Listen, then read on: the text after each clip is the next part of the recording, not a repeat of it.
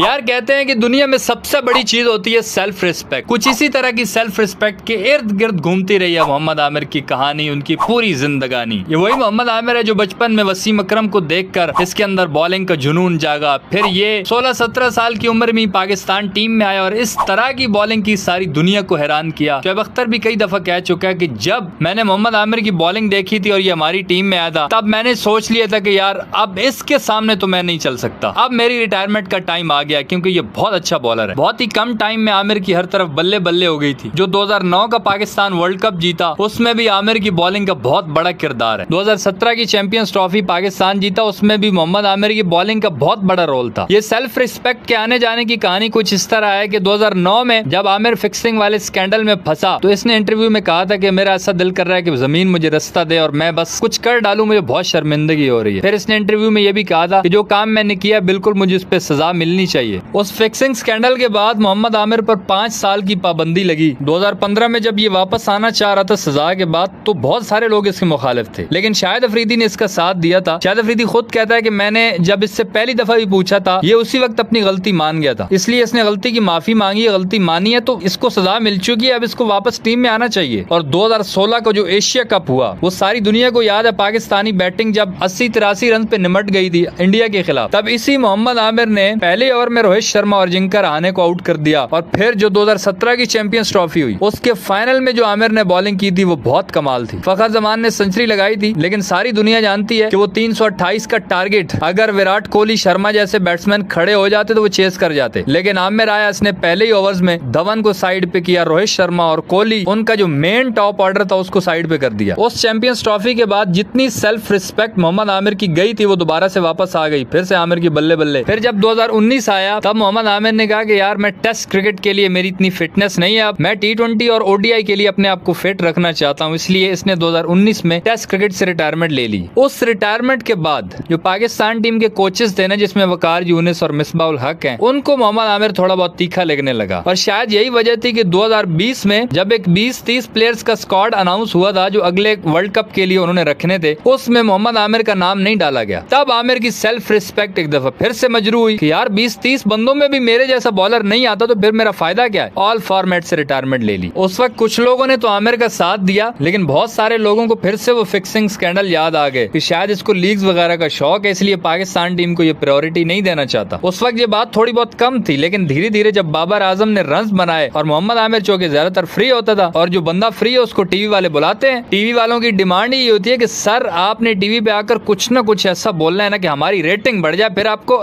Contract भी हम उस हिसाब से अच्छा देंगे ना, समझा करें। आमिर ने टीवी पे आकर काफी सारी बातें की बाबर के खिलाफ, उसके स्ट्राइक रेट को इसने बोला, फिर उसकी रैंकिंग पर बातें की, इसी तरह उसकी कप्तानी पर बहुत ज्यादा बातें की। उस वजह से बाबर की फैन फॉलोइंग बहुत ज्यादा हो गई थी इन दिनों में, क्योंकि उसने इंडिया के खिलाफ वर्ल्ड कप में मैच जितवाया था, वो लगातार परफॉर्म करके पाकिस्तान को दे रहा था और कैप्टन भी था। तो बाबर की इतनी फैन फॉलोइंग बढ़ गई कि उन्होंने मोहम्मद आमिर को ही बोलना शुरू कर दिया कि भाई खुद तुमसे खेला नहीं जाता और बाबर पे बातें करते हो। उस वजह से मोहम्मद आमिर की सेल्फ रिस्पेक्ट एक दफा फिर से जाना शुरू हो गई। हत्ता कि PSL में जब आमिर और बाबर का सामना होता तो लोग इतने ज्यादा बाबर के नारे लगाते थे, आमिर को भी बहुत ज्यादा फील होने लग गया कि ये लोग चाहते क्या है। मैं भी इनका स्टार रहा हूं, मैंने भी पाकिस्तान के लिए बहुत कुछ किया है, लेकिन लोगों की सारी तवज्जो उधर जा रही है, मेरी तरफ क्यों नहीं आ रही। जब भी ये बाबर के सामने आता तो लोग बाबर के नारे लगाते, आमिर के नहीं लगाते। हत्ता कि यही रिसेंटली 2024 की PSL में आमिर क्राउड के सामने से गुजर रहा था तो बीच में से लोग फिक्सर के नारे लगा रहे थे। आमिर काफी आगे गया, फिर वहां से मुड़ के पीछे आया, फिर उस बंदे पे वहां पे गुस्सा हुआ कि तुम्हें यह सिखाया जाता है कि तुम मुझे फिक्सर बोलो, अपने स्टार की इस तरह तुम इज्जत करते हो। लेकिन कहीं ना कहीं मुझे ऐसा लगता है कि आमिर को ये चीज समझ आ गई थी कि भाई अगर पाकिस्तान के लिए जो बंदा खेलता है उसकी रिस्पेक्ट लोग खुद ब खुद करते हैं, पाकिस्तान से ना खेलने की वजह से वो सेल्फ रिस्पेक्ट नहीं रहती, भले आप जितने बड़े बॉलर हो। इसमें कोई शक नहीं है कि आमिर एक बहुत बड़ा बॉलर है। और इस PSL में भी मैंने यही कहा था कि यार हमारे जो लड़के नेशनल टीम में खेल रहे हैं ना, इस वक्त भी अगर उनका मवाजना आमिर से किया जाए तो आमिर बहुत अच्छी बॉलिंग कर रहा है उन सबसे। बस फिर जैसे ये PSL खत्म हुआ, इमाद ने रिटायरमेंट वापस ली, आमिर से भी PCB ने मुलाकात की और आमिर ने भी यही सोच लिया कि यार मैं एक अच्छा बॉलर हूँ और मुझे फिर से लोगों को साबित करना है कि मैं भी एक ब्रांड हूँ, मेरे भी नारे लगने चाहिए। और भाई ये बात वो मुंह पे तो नहीं बताएगा, लेकिन ये बात है सच कि जब आप इतने बड़े ब्रांड हो और कुछ लोग आपके खिलाफ बातें करें तो बुरा फील होता है। और शायद उसी सेल्फ रिस्पेक्ट को वापस लेने के लिए अब मोहम्मद आमिर ने फिर से रिटायरमेंट वापस ले ली है। एक दफा फिर से मैं लोगों को दिखाऊं कि मैं तुम्हारा नेशनल स्टार हूँ, मैं एक बहुत बड़ा बॉलर हूँ और मेरी भी उसी तरह सेल्फ रिस्पेक्ट होनी चाहिए जिस तरह बाबर आजम की होती है। होती है। बहरहाल जो भी है, ये पाकिस्तान टीम के लिए बहुत अच्छा डिसीजन है। शाहीन आमिर और नसीम जैसे बॉलर पाकिस्तान टीम में आएंगे तो डेफिनेटली पाकिस्तान टीम मजबूत होगी। बहरहाल यारो, मोहम्मद आमिर की 4 साल दूर रहने के बाद अब अचानक से रिटायरमेंट वापस लेने पर आपकी क्या राय है, प्लीज कमेंट्स में बताना। और वीडियो सही लगे तो यार लाइक कर देना और यूट्यूब चैनल छक्का मार को सब्सक्राइब करके साथ घंटी को टन करके ऑल पे क्लिक कर देना ताकि क्रिकेट की दिलचस्प वीडियोस आप तक पहुंचती रहे।